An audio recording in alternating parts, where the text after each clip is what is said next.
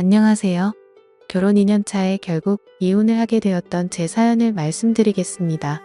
일단 이런 비슷한 일들로 며느리 못 쫓아내고 아내를 괴롭힌다는 얘기 많이 들었는데요. 전 차라리 올감이라는 영화를 보면서 처음부터 그렇게 아들과 헤어져 주길 바라는 뜻을 대놓고 신호탄을 보내는 시어머니를 만났더라면 그나마 더 다행이지 않았을까 생각했었습니다. 어느 한쪽이 아니라 거부를 해도 그런 비정상적인 관계는 손뼉도 마주쳐야 소리가 난다는 말이 딱인 걸 다 아니까 말이죠. 애초부터 그런 관계를 알았더라면 제가 겪은 2년이라는 결혼 생활은 이틀도 안 갔을 겁니다. 저의 경우는 시어머니가 아들은 언제나 자기 차지이고 집에서는 둘이 연애하며 살듯이 지내면서 제3자가 보기에는 나라는 평범한 아내가 아들 옆에 있는 정상적인 모습으로 보여지길 바라는 경우였습니다. 하여 시어머니가 대놓고 괴롭히진 않고 어디에선 놓였다 저기에선 조였다 헷갈리고 은근히 숨통을 조이게 하는 방식으로 어딘가 숨어서 조종하며 괴롭히는 듯한 그런 느낌을 2년간 받았습니다. 전 남편과 저는 의약제품 회사에서 사내 연애 커플로 2년을 만나며 결혼했습니다. 전 남편이 외동 아들로 홀어머니 모시고 산다는 것은 이미 알고 있었고요. 그의 친누나가 있었는데 결혼해서 분가하며 산다고 했고 연애할 때부터 은근히 누나 얘기를 꺼내면 안색이 안 좋아지거나 말을 돌리고 무조건 따로 산다고 모르는 식의 자세를 보였습니다. 오늘 관계가 별로 좋지는 않구나 대수롭지 않게 생각했었고요. 저는 친남동생 1명과 부모님 2분 다 계셨고 서로 아무 문제 없고 양쪽 집안에서도 연애하며 몇 차례 식사 자리도 갖고 결혼하는 것을 당연한 것으로 여겼기 때문에 별탈 없이 결혼을 할 수 있었습니다. 상견례 자리에서 못 본 전 남편의 친누나가 결혼식에서도 보이질 않았다는 것 빼면 그 어떠한 의심도 안 들 행복한 결혼이었습니다. 처음부터 전 남편의 홀어머니를 모시고 살 생각을 갖고 있었고 결혼하자마자 남편 집에 들어가 살았습니다. 들어간 지 일주일 정도 됐을 때인가 시어머니가 기특하다며 낯선 환경에 적응도 잘하고 함께 이렇게 행복하게 살았으면 좋겠다고 말씀하시길래 어머님도 이대로 쭉 건강하셔서 오래오래 저희 효도 많이 받고 사세요. 이렇게 말씀드렸더니 갑자기 정색하시면서 이러시는 겁니다. 아직 70살, 80살 먹은 병든 노인네도 아니고 건강이 이상 없고 나 정도면 당연히 건강한 거지. 그걸 왜 꼭 그렇게 되지 않길 바라듯이 말로 강조를 하냐? 그리고 시어머니 앞에서 저희란 말을 어떻게 쓸 수 있냐? 저희라는 말을 쓸 수 있는 더 깊은 관계는 당연히 나이지 않겠냐? 그리고 효도란 말하지 말아 듣기 하나도 안 좋다.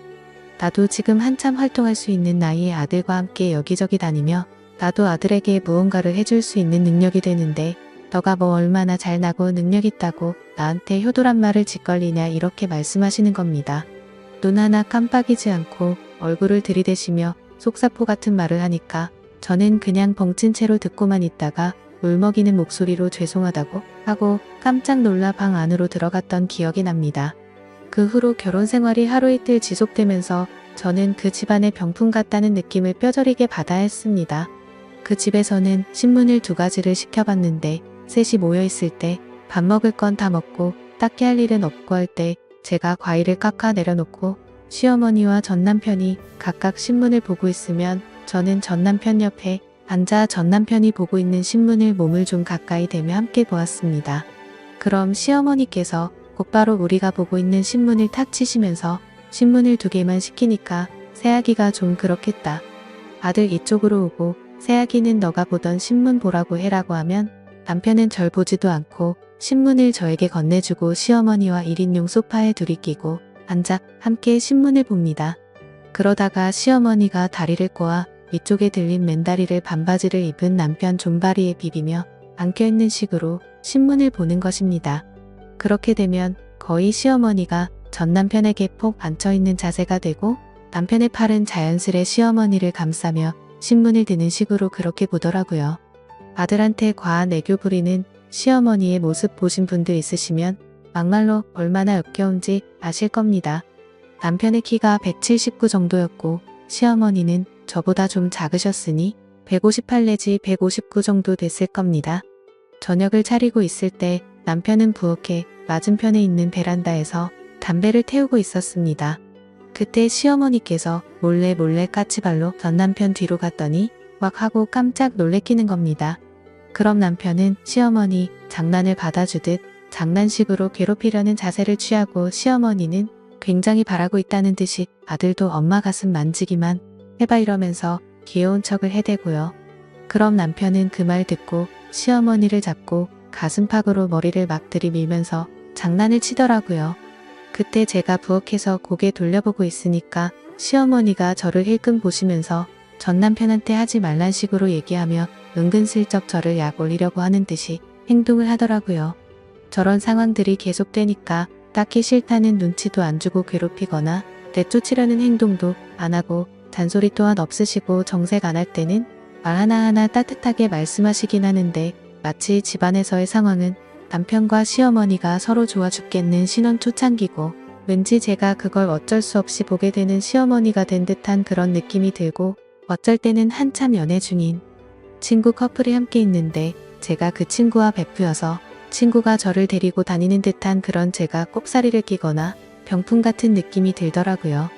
뭐 딱히 남편이 밖으로 돌지 않는 이상 집에 함께 있을 시간도 많고 신혼 초도 즐길 여유도 있는데 말로 설명하지 못하겠지만 시어머니가 정말 자연스럽게 남편과 함께하며 신혼이란 시간을 즐길 틈을 주지 않은 채 제가 겉돌고 병풍같이 되고 아들과의 연애는 즐기며 아들 옆에는 저라는 일꾼을 두어서 살림은 잘 돌아가게 만들어두고 그런 상황들이 자연스럽게 흘러가도록 주장하는 느낌이 계속 들었습니다.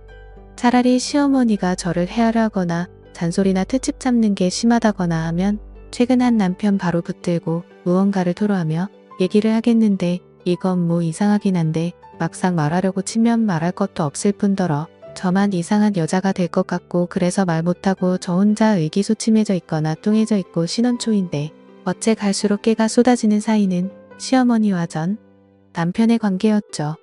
셋이서 어디를 놀러 갈 때에도 시어머니께서 웃으시며 손을 내밉니다. 새아기 잃어버리지 않게 꼭 붙들고 가야지 하며 남편을 보고 그 특유의 애교 섞인 표정으로 귀여운 척을 합니다. 그런 며느리 잘 챙기는 엄마가 예뻐 죽겠는지 남편은 시어머니가 사랑스럽단 표정으로 웃고 그렇게 되면 시어머니는 가운데 양옆으로는 저와 남편 이렇게 걸어가게 됩니다. 시어머니는 저와 손만 붙잡았지 아예 몸은 남편에게 틀어진 채로 어디 손짓하며 둘만 얘기하고 저는 소화당하고 가다가 이웃이나 아는 사람을 만나면 시어머니와 제가 손을 꼭 붙잡은 걸 보시며 어쩌면 이렇게 고부관계가 좋을까 칭찬이 자자합니다. 가끔은 남편이 출근했을 때 시어머니 친목 모임에 절 데리고 나가셔서 소개와 인사만 간단히 시켜주고 저보고 집에 바로 들어가라 했습니다. 남편이 오면 이렇게 말을 합니다. 친구들에게 소개시켜 주었다. 그런데 그 친구들은 새아기를 외적으로도 내적으로도 교양과 품위가 없어 보인다며 무척 싫어하는 눈치를 주기 위해 새아기 민망할까봐 얼른 집으로 보냈다. 새아기 보내고 친구들에게 우리 며느리 그러 내 아니라고 입이 닳도록 칭찬하고 겨우 친구들 마음 돌리느라 많이 애먹었다. 이렇게 착하고 예쁜 새아기를 왜 사람들은 전부 다 흉을 보는지 모르겠다. 남편은 그 얘기를 듣고 남들에게 흉 듣고 다니는 저를 안쓰러우면서 한심한 눈빛으로 보고 시어머니는 못난 며느리 거두어주고 다니느라 애쓰는 천사 보는 듯한 눈빛으로 보더라고요. 결혼한 지 얼마 되지도 않아 정말 전 존재감 없고 하찮고 별 볼 일 없는 여자로 전락해 갔습니다.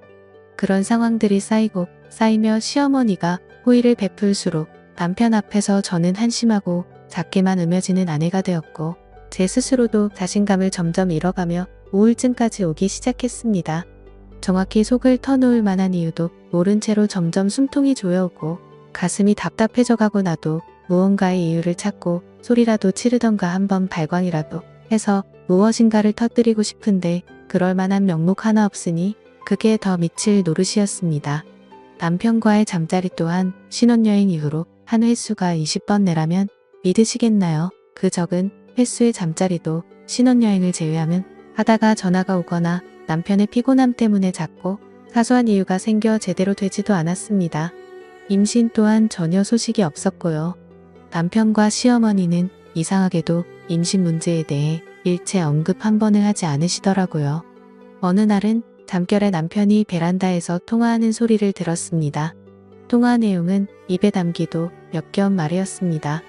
다른 여자와 폰으로 즐기는 남편의 목소리에 화가 나기는커녕 남편의 잠자리조차 만족 못 시켜주는 한심한 제가 미칠 듯이 싫더라고요. 밤새 몰래 울다가 아침에 일어났을 때 남편이 세안을 하러 간 사이에 남편 폰을 봤습니다. 온갖 생각이 다 들더라고요. 저는 결혼하며 그만두었던 회사 사람이 아닐까 하고 핸드폰 통화 내역을 보았습니다. 그런데 새벽에 통화한 사람은 엄마라 저장된 번호뿐이더군요. 주변 사람이 불편할 정도로 심하게 애틋한 관계인 줄은 알았지만 이렇게 직접적으로 이상한 교감까지 하는 아들과 엄마 사이일 줄은 꿈에도 생각 못했습니다. 그 다음날 마침 친구분들과 마실 나가신다며 목욕을 하시는 어머님 몰래 어머님 방에 들어가 다시 확인을 하기 위해 어머님 핸드폰도 몰래 훔쳐보았습니다. 역시나 그 새벽 시간대 남편과 통화한 내역이 있었고 핸드폰을 확인하고 내려놓으라 할 때 달력에 파란색 펜으로 표시가 되어 있었는데 전날 남편과 통화를 마친 그날에 표시가 되어 있는 것이었습니다. 혹시 그런 날은 표시를 해놓고 주기적으로 하는 것인가 하고 달력을 보니 한 달에 4번 그러니까 일주일에 한 번꼴로 파란색 표시가 되어 있었고 그리고 그달 마지막 주 금요일에는 빨간 펜으로 한 번 표시가 되어 있었습니다. 며칠인지 정확히 기억을 해두고 왠지 직감적으로 전 남편과 시어머니 관계에 관련된 일이 분명할 것이라 확신하며 기다렸습니다. 그달 마지막 주 금요일이 되었을 때 일부러 남편에게 신호를 보냈더니 피곤하다며 다음에 하자 타일러 주듯 하더니 잠을 자더군요. 산송장처럼 움직이지도 않고 눈 감은 채 정신은 말짱한 채로 깨어 있었습니다. 예상대로 대화가 끊긴 지 한참 만에 남편은 살며시 이부자리에서 나가더니 방문 닫는 소리도 안 나게끔 미리 방문 고리를 돌려놓고 닫는 치밀함까지 보였습니다. 나가고 시어머니 방문 열리고 닫는 소리가 들려서 제 방문을 열어보니 방문 잠그는 소리까지 확실히 들리더군요. 거실로 몰래 나가서 어머님 방에 귀를 대보았는데 둘이서 무언가를 속삭이고 웃긴 하는데 자세히 들리지가 않더라고요. 그런데 둘의 목소리가 자꾸 어디론가 새어나오는 느낌이 들어 둘러보니 다행히 그날이 여름인지라 베란다 쪽으로 연결된 창문은 열어놓은 모양이었습니다. 허리를 굽혀서 거의 기어가는 자세로 베란다 쪽으로 가서 머리를 조금 들어 시어머니 방을 보았습니다. 그 광경을 보자마자 정말 망치로 머리를 맞은 기분이었습니다. 두 사람이 행복해하는 광경에 그들의 관계에 내가 잘못 끼어들었구나, 잘못 낚였구나 하는 생각이 들 뿐이었습니다. 시어머니와 전 남편 앉혀놓고 시어머니 방으로 들어가 달력을 갖고 와 탁자에 던져버리며 빨간색으로 표시한 날이 무슨 날인지 알고 있다고 말하니 두 사람 꿀먹은 벙어리가 되더군요. 그리고 이혼 얘기 꺼내니 남편은 아무 말 없이 순순히 응했습니다. 그러더니 제가 2년 동안 그토록 외롭고 우울해하며 보낸 시간을 자신은 사랑했었답니다. 그리고 홀어머니에 대한 감정도 연민이라는 애정이었다. 다시 기회를 달라. 당장이라도 널 위해서라면 어머니 버릴 수 있다. 그런 말들을 받아줄 생각은 추후에도 없었지만 그래도 그런 말로 2년 일한 시간 보상받고 떠나고 싶었는데 정말 너무나 태연하게 이미 예정하고 있던 일이란 뜻이 이혼을 처리해 나가니 그동안 내가 이 집안의 투명 인간이나 병풍쯤으로 생각됐던 게 내가 맞게 생각한 거였구나 확실히 깨닫게 되라고요. 이혼을 한 뒤 얼마 지나지 않아 전 남편의 누나라는 분을 만나게 되었습니다. 아예 전 남편과 시어머니와 연을 끊고 사는 이유가 그들의 관계를 알기 때문이라고 확신하고 빨간색으로 표시되었던 그날 제가 본 것을 설명드리니 역시나 담담하게 응하시더군요.